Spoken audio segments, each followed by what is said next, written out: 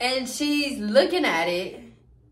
I don't even know if she really knew how to do her job, or she was new or something. No tea, no shade, not to be rude, but for real. Because she was looking at it, and then she was like, she didn't really know what she was looking at. And I'm like, you looking at a vagina, like, isn't this your job? Don't you look at vaginas every single day? What do you mean you don't know what you're looking at? 92 job be like a spaceship. Him and fake, I get a boy a fake little tongue on strap, even though I got a fake, they get part like a person to boy one. Okay, I got another, like, women's topic to talk about. And today we're going to talk about pap smears, because I feel like everybody is, like, so scared of them. Or we hear, like, so many bad experiences. So I'm here to kind of teach about it, let y'all really know about it, give y'all my experiences. At first, I'm going to like really tell y'all just what it is, the questions that people said I should cover, and then I'm going to tell y'all about my own experience. A pap smear is basically like a checkup for your vagina. That's all it is. Not only is it a checkup for your vagina, it's also a checkup for your cervix and your uterus. And also during the pap smear, you can also get it checked for your boobs. Like they might just feel around, make sure you don't have no lumps, basically, because you might, you know, lumps in your breast is a sign of breast cancer. So they might also do a breast screening as well, whether in that, like that part, they're literally just touching you like this, y'all. It shouldn't hurt or nothing. I want to state in the beginning of this video, if something is hurting you, not even just when you get checked up for your vagina, but in general, if a doctor is hurting you, you need to let them know. Nothing should hurt. It might be a little uncomfortable or feel a little different, feel a little cold, warm, you know, it might feel weird, somebody else touching on you, but it shouldn't hurt. You should not be in pain, damn near about to cry, getting traumatized. That is not normal. If that happens, find another doctor, but also let that doctor know. The fuck is you doing? Like, where'd you get your medical degree from? So what they do is they stick, I don't know the real name for it, but they stick a thing up there. Now, most times what you see is like this big ass metal contraption. Y'all, you don't have to get that big ass one, okay? They do make smaller ones, and then they also make like small plastic ones. This is where somewhere like where you'll have to do your research and actually talk to your doctor and be like, hey, what are my options? Like, don't stick that big ass thing up me, trying to open me up. Don't know. Do you have smaller ones? Do you have ones that's not as uncomfortable? Like, this is my first time, like, you know, don't be afraid to ask questions and look around and do your research. But they put it in you. They put it in your vagina. They put it in your vagina closed, right? They put it in there and then they open it. And by this way, they can see your, oh, my bad, yeah. By this way, they can see your cervix. They can check for any bruising.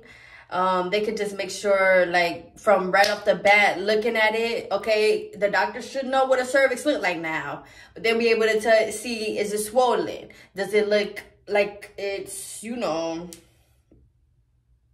bruised, scratched, abused, you know, shit like that. They should be able to tell that right off the gate. You can also get, you know, cysts up there. You could get abnormal type of, like, coloring up there. I don't want to say it, like, coloring, but you know, like, it can change colors. Like, it's a muscle, it's a tissue, just like anything else. And then also on the pendulum, they should be putting lube on it.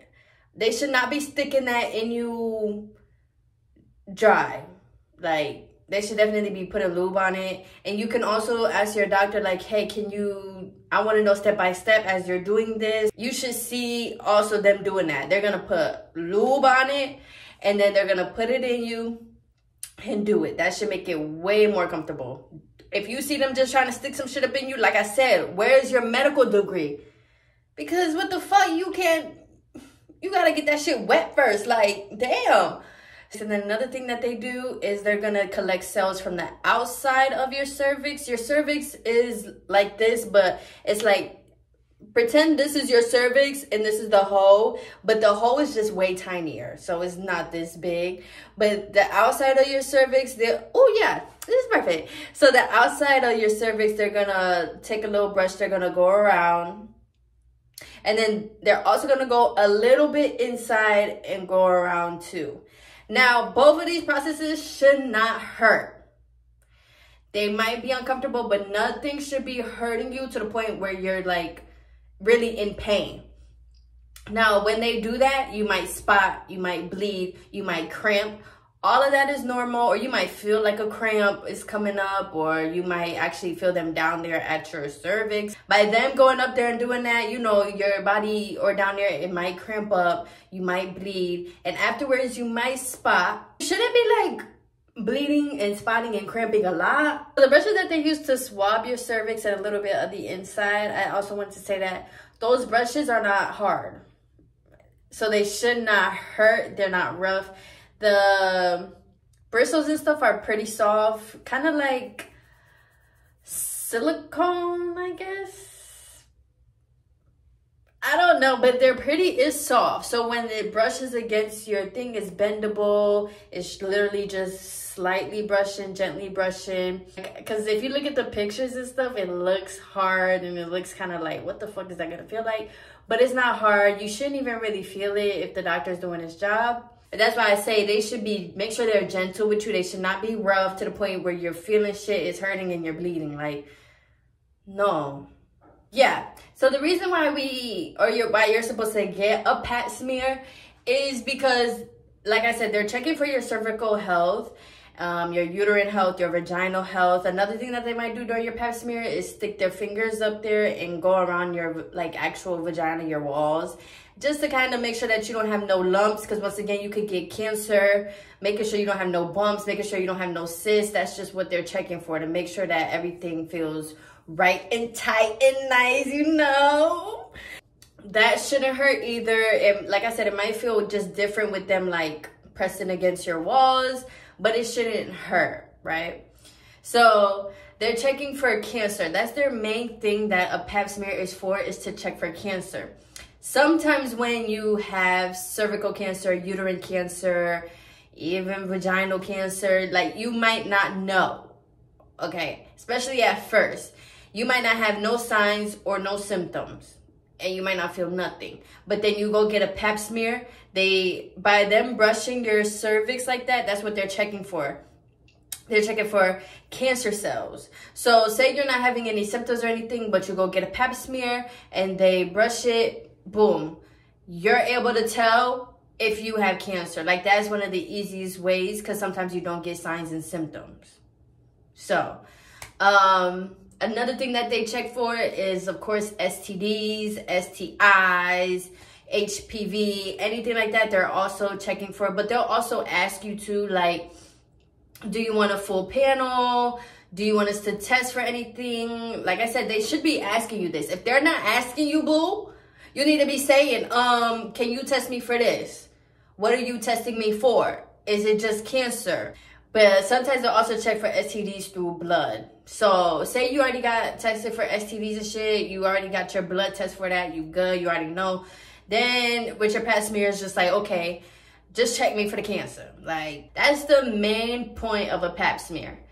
Now I'm going to go into like, how often do you need it and when do you start and go, things like that. So normally, most women do like to go every year just to get checked out, just to make sure pretty she good, you know what I'm saying? Also, if you got like an abnormal screening before, then your doctor might say, well, now you need to start coming in every year, or they'll tell you like you need to come back in another 6 months or so, or something like that. So normally you go once every year, but then sometimes this is where it gets tricky, because you have to kind of check with your insurance. Some insurances might not cover every year. Most insurances should. The fuck, America be getting on my nerves with this insurance, but most insurances should cover it. But that's where you just have to check your benefits, because then you could go to the OB and they'll be like, well, you do only need to come back every 3 years. So that's just where it comes off of preference. If you want to go every year, make sure you right and tight and everything nice, go every year. Just make sure your insurance covers it, or make sure you can pay out of pocket. If you want to go every 3 years, say you're not really having sex too much, or you're still feeling fine, or you're in a long-term relationship, shit like that, that's cool too. It's all up to you and preference, and of course your doctor. Check and see what your doctor does, what your doctor suggests. They'll know better than kind of anybody. And then you start getting pap smears. Normally they say, like, I don't know, because every doctor is different. Like, some doctors say when you start having sex, you should come be getting pap smears. But then some doctors say once you turn 21, you need to get pap smears. So it's like whichever comes first. If you start having sex first, you should still go get paps. If you turn 21 first, still a virgin, you still gotta go get a pap. Those are the two options, basically. You know, see with women, they just be like, make it enough, take it or leave it. Like, okay, shit. But then when you go, I'll get into that. Because then when you go, they be like, oh, actually, you're good. You don't have to come back until blah, blah, blah, blah. Like, listen, y'all, the board nationwide need to get with the whole program. Everybody need to be on the same stuff, because there's no reason why I went to this doctor 2 years ago who told me to come back and get it done. And then I come back and get it done. And now you telling me I can still wait. Now, normally, after you get a pap smear, that's like the waiting game, because they'll call you back with your results. If you don't get a call, that means that you're good. Okay, if you don't get a call, that means you're good. Sometimes even now you could log into like your portal and it'll have your test results there, or your doctor can send you a message like, hey, everything came out normal. You don't have no STDs, no STIs, you know, everything is fine for you, right? Now that is like a good result. You know, you got no call, you just got you normal. It's like, okay, good, she good. Now, I don't want to say bad, but like an abnormal result would be if they found an STD, if they found an STI, or maybe they found some cells that are looking abnormal. Because what they do is they scrape your cervix for the cells and then they go to a lab to look at it. So if your cells are abnormal, or they're just seeing things that's, like I said, it's just abnormal, they'll call you back. At first, they might not 100% know or tell you, like, it's cancer or is this and that. Unless it's an STD, they'll probably tell you, like, hey, you got fucking crabs or some shit, you know? And at that point, they gotta prescribe you something. But if it's something like cancer or stuff, most of the time, they won't let you know straight off the bat, which I know is scary. But, you know, that's their way of trying not to scare you or trying not to give you too much information without knowing. So once you get if you get an abnormal result, then they'll have you come back in. They'll probably do more testing, more screening. And they'll probably have you come in, like I said, every 6 months or like a year to really keep on it and check on it. And say that you get an abnormal test result, I do just also want to say that after that, the additional testing would be things like a biopsy. At that point, a biopsy is where they're taking a piece of your cervical tissue to really go test that, send that to a lab and see if you have cancer or whatever they may think that it is. Now that biopsy, I just want to say real quick, make sure that you get pain medication, because you got to think about it. They're literally cutting a piece of tissue off of you or pinching a piece of tissue off of you. Make sure you got pain management. Now, the reason why pap smears are so important is because of those results. You need to know, honey. You need to know. I know it's scary. I know all the stories, but you need to know, okay? Pap smears is one of those things, like, it's kind of like birth. Well, hold on now. It's just like birth in the sense of, like, there's so many women who have horrible stories, but then you do have women who have fine stories, and you might be a fine, perfectly good story. You don't know, but you need to go get checked, because there's so many women who will put it off just for them to go, or just for them to start feeling abnormal too. You know, once kind of cancer cells or things are sitting in you, you're gonna end up feeling it, right? So then they'll end up feeling it. They'll go to the doctor and then they'll be like, oh, fuck, I just found out that I have cervical cancer. And also, if you do have cervical cancer, once they testing it, more testing and stuff, they'll let you know you have cervical cancer stage 1, 2, 3, 4. It's like regular cancer. The higher it is, kind of the worse it is. So, but there are women who will put it off just to go and find out they have stage 4 cancer. And at that point, I'm not going to say it's too late. You know, nobody has the last word. But, you know, at that point, you want to know before that. So, I know it's scary stuff, but you need to go. Because you need to make sure that everything down there is fine. Yeah, so that's basically what a pap smear is, y'all. They're going up there with a tool. They open you up. They look, scrape your cervix, scrape a little bit of the inside. I'm also going to put a diagram. So, then they'll scrape a little bit of the inside just to really make sure that you are okay. So, and then sometimes it's okay, 100% okay to be uncomfortable, because you have to remember you're in this doctor's office, okay? And their fucking walls, oh my gosh, look like prison. Like, you know, where's the flowers? Where's the happy, joy, live life, love, laugh? Like, they just be having these white walls with a diaphragm of the woman body just up in front of you. Then you look to the side, they got the ultrasound thing next to you with this tool, and you just kind of looking at that like, the fuck? Then to the other side of you, they just got these chairs with the sink. And then if you go through all the drawers, you seeing all these other tools and all these other things. And then if you go over here, like, it's okay to be uncomfortable, because honestly, a lot of doctors' offices are uncomfortable. Like, they're not, you know, read the room. You're not setting up the vibes. Like, you're not making me want to open myself up and just let you go look. Like, yes, you a doctor, but damn, like, where's the warmth? And then the room be cold.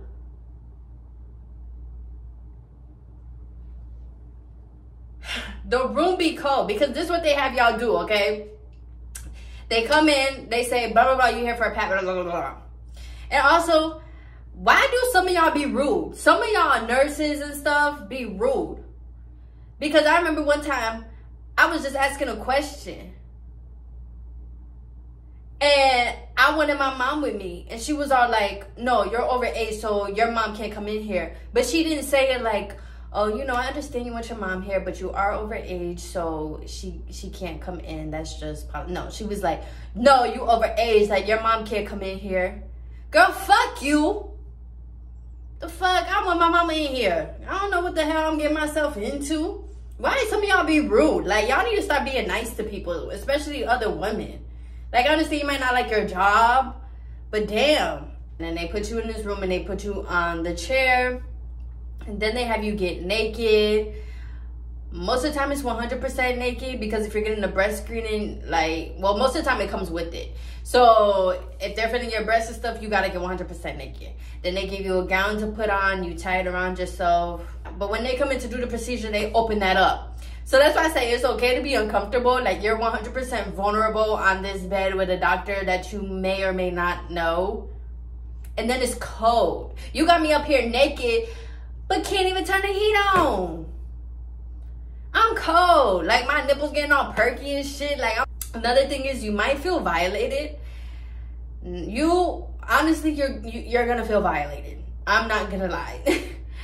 You might feel violated, which is why you should really research and really educate before you go in there, just so you know. Because really, when you don't know, it's hard. Like, it's really something that, not that you can expect it, but if you have really no idea, it's gonna be like, wait, what the fuck?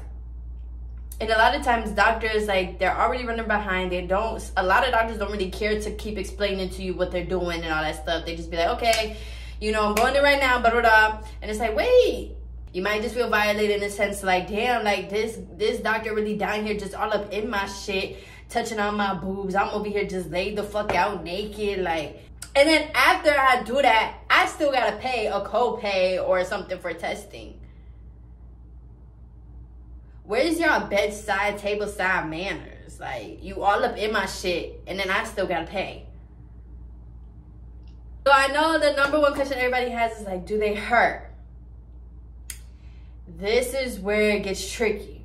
Because I want to say, if you are a virgin, it will hurt. I'm not gonna lie to you. It's gonna hurt just in terms that, like, they're stretching you. Because when the thing goes in there, it's fine. You're gonna be fine. But once they stretch, you're gonna feel that. Sorry to say, it might hurt. Now, if you grown, you know what I said, you be doing some grown folk things and you out here having sex and knucking and bucking, like, it's probably not gonna hurt. like I said, it might be uncomfortable, or you might, because you do just feel this metal thing just inside of you and shit.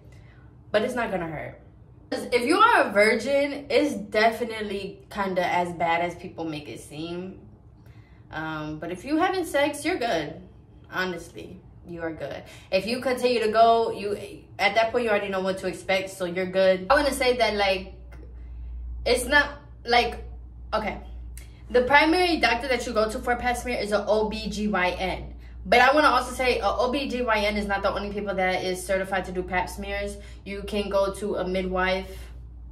They're certified. Some of them are certified to do pap smears. Maybe a doula and stuff. I don't know about that. But if they're certified to do pap smears, you can go to them too. You can go to a holistic doctor. They can do pap smears. You can even go to just a primary care doctor. They probably can do a pap smear. So you don't have to just go to only OBGYNs. Just do your research, like I was saying. Now we're just gonna go into my experiences. Because basically, I have had, so far in my life, 2 pap smears. Now, this first one, I had no idea I was getting a pap smear, okay? I literally went into the doctor's office, and at this time, I was a virgin, okay? I literally went into the doctor's office because I just felt like something was kind of off down there. But I just thought they were just going to look at it and put like a Q-tip up there like they had before for me years ago. Years before the first pap smear, they would just put a Q-tip up there and told me that I had like a yeast infection. But so this time I thought it was going to be the same. And she's looking at it. I don't even know if she really knew how to do her job, or she was new or something. No tea, no shade, not to be rude, but for real. Because she was looking at it, and then she was like, she didn't really know what she was looking at. And I'm like, you looking at a vagina, like, isn't this your job? Don't you look at vaginas every single day? What do you mean you don't know what you're looking at? She was like, she didn't really know, so she had to go grab some other people. Tell me why. This is why I say speak up. Because she brought in these interns or these people who were just, I don't know what it's called, I guess residency or something, but these were people who were still under learning and just came out of like the medical school. And she was like, is it okay if they look or if they do it? And I'm like, yeah. Because like I said, I just thought they was putting a Q-tip up there. I'm like, how the fuck hard could it be? And at this point in time,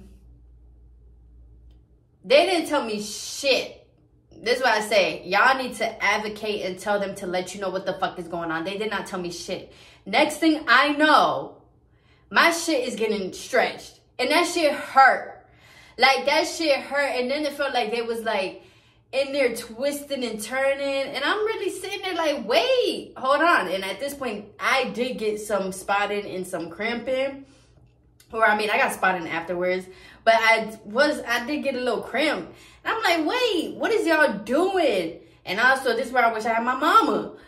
Because my mama would have been like, she's a virgin. Yeah, because I'll get into that. But, you know, my mama would have been like, she's a virgin. I don't think you should be doing that. Type shit. So, either you speak up for yourself or bring your mom. For real. Because she did not let me know. And then she had these people that didn't know what they were doing. Low-key just testing on me. Twisting my shit up and shit. I feel like Freddy Krueger up in that bitch. I'm like...